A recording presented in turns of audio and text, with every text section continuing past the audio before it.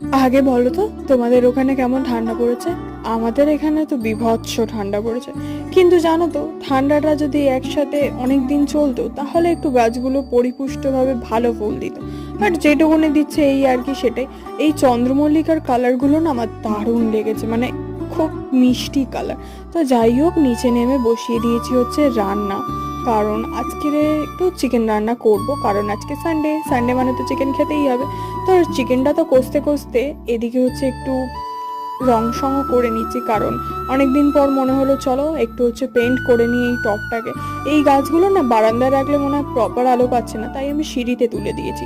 তো এদিকে তো আমার হচ্ছে চিকেন রান্না অলমোস্ট ডান, কালারটা না দুর্দান্ত এসছে। তোমাদের যদি আমি খাওয়াতে পারতাম, কিন্তু তোমরা তো খেতে পারবে না। আর এদিকে দেখো ইনি হচ্ছে চিকেন খেতে এসছে, তাই ভাবলাম ওনাকে আমি একটু চিকেনই খাওয়াই। তো আজকে মিনি ব্লগটা এইটুকুনি, দেখা হচ্ছে নেক্সট ব্লগে, টাটা।